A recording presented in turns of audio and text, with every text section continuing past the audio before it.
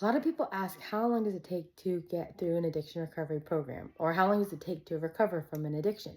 Well, I think the real question they're asking is, how much longer am I going to have to suffer? Whether they're in a program or about to go through a program, or maybe they've gone through a program several times. I think that's really the question, is how long am I going to have to do this? How long do I have to suffer through this before I get to the part where all of it is worth it? And I think that this is something that we see that's kind of rampant in addiction recovery culture. This idea that addiction recovery is hard, it's miserable, it's a season of white knuckling and denying yourself something you want. You're trying to swim upstream, and everything in your body and in your mind is trying to carry you downstream. And you're trying to move against the current when you're being swept away. It's hard, you're suffering, it's miserable, you're white knuckling, but you have to, because at least it's a better hard, a better miserable, a better suffering than what you were going through before and what you were putting people through before when you were in active addiction. I myself have had those experiences of trying to get away from my addiction and putting myself in a place of white knuckling and suffering and misery and hard. But it was because it was a better hard and a better miserable than what I was doing to my body and to my family before. So you're kind of choosing between two hards. So if you're asking that question, how long is it going to be hard? How long do you have to suffer? Well, I think maybe you're doing addiction recovery the wrong way. It was my final attempt of addiction recovery when I discovered that addiction recovery can actually be marked by peace. It can be marked by days getting better and better and better, doing specific practices that bring me peace and relieve me of my suffering, my emotional and spiritual suffering and pain, in a way that gives me a sense of relief and happiness and joy in the moment. Whether that's because I've identified a situation that I'm suffering through, or if it's just a craving that I can't manage. Whatever it is, recognizing the components of that move through me to create this sense of suffering, this desperation, the urgency, the temptation, that feeling.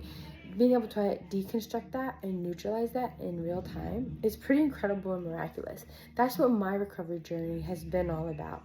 And like total and complete recovery, really all that is having that experience over and over again, stringing those moments, those experiences together into hours, into days, into weeks, into months, into years. And when you have that experience, it is what you become. That is what you start to crave. Because really, ultimately, that's all we're craving anyway, is relief.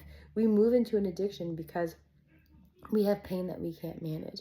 But for me, when I was in my active addiction, even my resting state, my non-triggered state, was one that was filled with agitation and discomfort. I always had this running monologue in the back of my mind that was talking to me about who I was, about what my life was like, about my addiction, about what I was doing, about how I should probably feel about myself because of what I was doing to myself and to my body and to my life.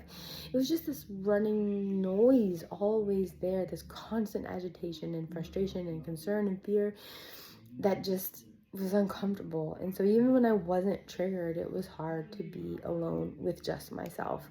However, learning the recovery strategies that I now am very fluent in, they're not that hard, they're not that complicated, but they're very easy to overcomplicate. But when you really dial them in and you know what they are and you become fluent in them, you know your way to peace, you know how to stay there, and your resting state is one that is filled with certainty and confidence and peace, happiness and joy.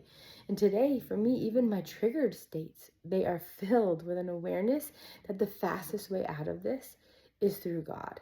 It's through using the techniques and the strategies that I depend on to get back to a place of peace as fast as I can, to eliminate fear, to eliminate anger, to move past my old biological triggers even in times of trauma.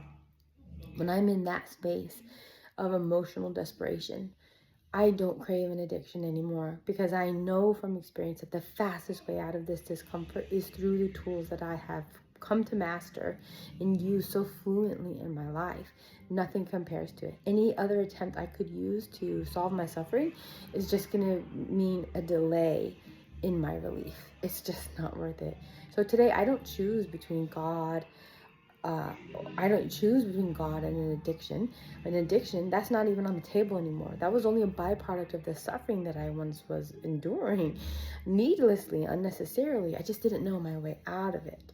But today, I know my way out of it. And I am at rest and I am at peace in my recovery. And my recovery journey was marked by that peace and rest along the way. I chased it. I discovered how to have the experience in real time. And then from there, it was just a matter of recreating that experience over and over again, learning to trust that I could have it over and over again until it became like a second language to me, my first language even. It's now I'm so used to it that I just don't have to wonder anymore or mistrust the process anymore, because I just know my fastest way to relief is through God, and it's through the tools and strategies that I use. Nothing can do it better, faster, nothing can make it last longer. I hope that's helpful to you. If you want more tips and information like this, please feel free to sign up for my newsletter.